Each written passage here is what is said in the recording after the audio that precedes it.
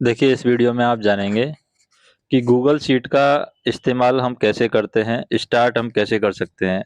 क्योंकि अगर आपको गूगल शीट के बारे में सीखना है, गूगल शीट एक तरीके से जो एक्सेल है, एक्सेल का ही एडवांस वर्ज़न है। इसमें ऑटोमेटिक चीज़ें सेव होती हैं, कभी भी हम एक्सेस कर सकते हैं। गूगल शीट पर पैरेलली 2-4 लोग एक साथ काम कर सकते हैं। तो देखिए, ये गूगल शीट है आपके सामने। सबसे पहले जो इसका नाम आता है वो अनलिस्टेड स्प्रेडशीट के नाम से आता है। सबसे पहले आप गूगल पे सर्च कर लीजिए गूगल शीट। इसके लिए आपका जीमेल अकाउंट से आपको लॉगिन करना होगा, गूगल शीट आपको सर्च करना होगा। गूगल शीट जैसे ही आप खोलेंगे तो आपके पास में इस तरीके का इंटरफेस खुलेगा। जब इसमें आप खोलेंगे तो गूगल शीट पे आप खोल लीजिए। जैसे कि मैं यहाँ पर आप देख सकते हैं गेट स्टार्टेड पे क्लिक किया हूँ। गेट स्टार्टेड पे आप अपना जो क्राइटेरिया है वो आप सेलेक्ट कर सकते हैं कि आपका स्टार्ट किस तरीके से करना चाहते हैं। इंडिया से हैं, ये आपका एज डिफरेंस है, जैसे कि 10 से 99 के बीच में आपका एज डिफरेंस है, या सिर्फ आप ही हैं, एम्प्लॉय में सिर्फ आप ही हैं, वो आप सर्च कर सकते हैं। तो सबसे पहले मैं क्या करता हूँ, यहाँ पर गेट स्टार्टेड कर देता हूँ गूगल शीट में।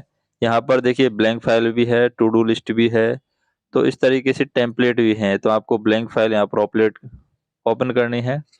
जैसे ही आप ओपन करेंगे, यहाँ पर आप रीनेम कर सकते हैं। जैसे कि मैं ट्रायल शीट इसका नाम दे दिया हूँ, अनलिस्टेड जो स्प्रेडशीट है उसका ट्रायल शीट में नाम दे दिया हूँ। और नीचे यहाँ पर ये तो है मेन शीट, और नीचे आपको दिख रही है शीट 1।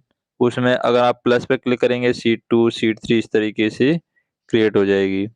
इसको आप क्या कर सकते हैं, देखिए ऊपर 3 ऑप्शन दिख रहे हैं, इसको स्टार पे आप क्लिक कर देंगे तो ये बुकमार्क हो जाएगा, मतलब आपकी फेवरेट हो जाएगी। बार-बार आप इसको खोल सकते हैं। और दूसरा है, आप इस शीट को मूव भी कर सकते हैं किसी फ़ोल्डर में या किसी दूसरी शीट के अंदर भी मूव कर सकते हैं। जैसे कि न्यू फ़ोल्डर में यहाँ पर क्रिएट कर देता हूँ, न्यू फ़ोल्डर में मैं इस शीट को मूव करना चाह रहा हूँ। तो यहाँ पर देखिए न्यू फ़ोल्डर नाम दिया मैंने गूगल शीट कोर्स, ठीक है, ओके कर दूँगा और तो ये शीट है गूगल शीट कोर्स के अंदर चली जाएगी। और तीसरा है कि हम इस डॉक्यूमेंट्स को स्टेटस क्या है, ये डॉक्यूमेंट्स का स्टेटस है कि ये माई ड्राइव में गूगल शीट कोर्स के अंदर ये शीट हमारी चली गई है, ठीक है। अंडू भी कर सकते हैं, अंडू करेंगे तो वापस आ जाएगा ये मेन जगह पर। मूव कर सकते हैं, मूव हमने जो फ़ोल्डर बनाया है उसके अंदर ही मूव हो गई है, तो हमने इसको मूव कर दिया है, ठीक है। All change saved to drive, मतलब जो भी हमने से चेंज किया वो ड्राइव में सेव हो गया है। नीचे आप देखिए फाइल का ऑप्शन है, फाइल के ऑप्शन में बहुत सारे ऑप्शन आ रहे हैं यहाँ पर, edit, view, insert, format, data, tool, extension, help. इनका यूज़ जो है वो वन बाय वन हम देखेंगे आगे के वीडियोज़ में। अभी तक के लिए इतना ही।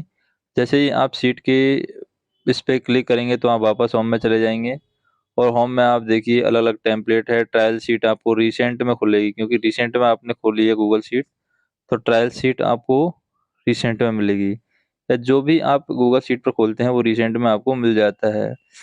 तो ये टेम्पलेट जो दिख रहे हैं आपको, ये टेम्पलेट आप अपने हिसाब से यूज़ कर सकते हैं। एनुअल कैलेंडर यूज़ कर सकते हैं, फाइनेंशियल इन्वेस्टमेंट है वो आप यूज़ कर सकते हैं। कोई शीट आपको रिमूव करनी है तो रिमूव कर सकते हैं, रीनेम कर सकते हैं, या उस शीट को आप नए टैब के अंदर भी खोल सकते हैं। जैसे कि मैं शीट का नाम दे रहा हूँ, ट्रायल शीट की जगह कुछ और नाम देना चाह रहा हूँ इसको, ट्रायल शीट फॉर क्लास, ये नाम दे देता हूँ। तो देखिए ट्रायल शीट फॉर क्लास हो गया है। ये 3 डॉट जो शीट के सामने दिख रहे हैं उन पे क्लिक करके आप इसको कर सकते हैं। अवेलेबल ऑफलाइन, मतलब ये ऑफलाइन भी आपको अवेलेबल हो जाएगी।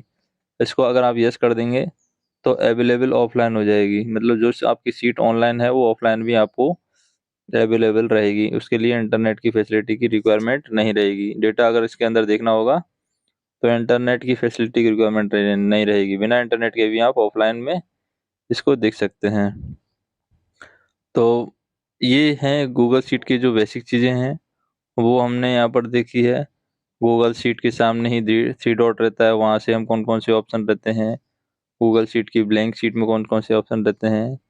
फ़ोल्डर भी हम खोल सकते हैं कि किस फ़ोल्डर के अंदर हमारा डेटा है। जैसे कोई कोई नई फ़ाइल हमें अपलोड करना है, तो देखिए यहाँ पर हम अपलोड कर सकते हैं। जो भी हमारे पास फ़ाइल रहेगी, वो हम चाहें तो अपने फ़ोल्डर में से, जो भी हमारे सिस्टम में फ़ोल्डर रहेगा, वहाँ से हम अपलोड कर सकते हैं जो भी फ़ाइल रहेगी।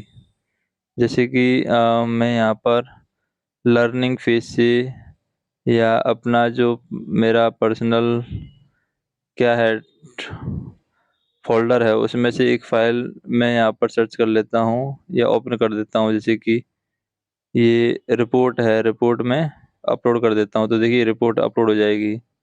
ये इस तरीके से रिपोर्ट है, अपलोड हो गई है। तो अगर मुझे इसको डिलीट करना है तो मैं डिलीट कर सकता हूँ इसको।